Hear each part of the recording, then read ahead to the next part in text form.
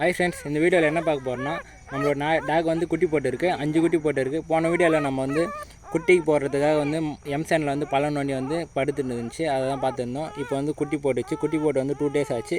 மண்ணில் வந்து இப்போ குட்டி போடலை, அது வேறு இடமா மாற்றி வந்து நம்ம வாழை மரத்தடியில் வந்து குட்டி போட்டுருக்கு.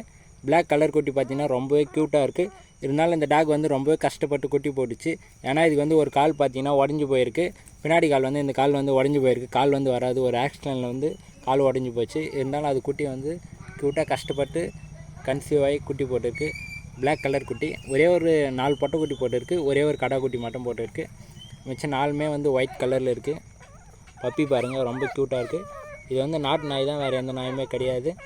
நம்ம சேனலுக்கு யாருன்னா புதுசாக வந்துருந்தீங்கன்னா நம்ம சேனலை சப்ஸ்கிரைப் பண்ணுங்கள், ஷேர் பண்ணுங்கள், கமெண்ட் பண்ணுங்கள். குட்டி பாருங்கள், குட்டி போட்டவொடனே ரொம்ப க்யூட்டாக இருக்குது. நாய்க்குட்டி வந்து ஒரு 5 நாள்லேருந்து ஒரு 8 டேஸ்க்குள்ளே வந்து கன்று திறக்கும். அது கன்று தந்தவொடனே இன்னும் ரொம்ப க்யூட்டாக இருக்கும். போன டைம் வந்து 5 குட்டி போட்டுச்சு. அது வந்து நான் வந்து ஃபோட்டோ எடுத்து வச்சுருந்தேன். போன டைம் வந்து வீடியோ எடுக்கல. பாருங்கள், டாக் வந்து அதே கலரில் வந்து 5 குட்டி ரொம்ப க்யூட்டாக போட்டிருக்கு. எனக்கு ரொம்ப இந்த பிளாக் கலர் குட்டி தான் ரொம்ப பிடிச்சிருக்கு. குட்டி பார்க்க ரொம்ப அல்டிமேட்டாக ரொம்ப க்யூட்டாக இருக்குது.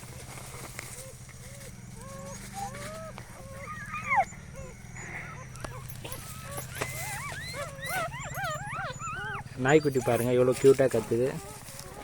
டாக் வந்து நம்ம குட்டி தூக்கவே ஏந்து ஓடியாந்துச்சு. நம்ம குட்டி அங்கே தூக்கிட்டு போயிடுவாங்கன்னு.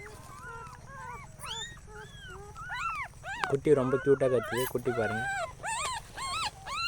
எவ்வளோ ரொம்ப சாஃப்டாக இருக்குது குட்டிலாம்.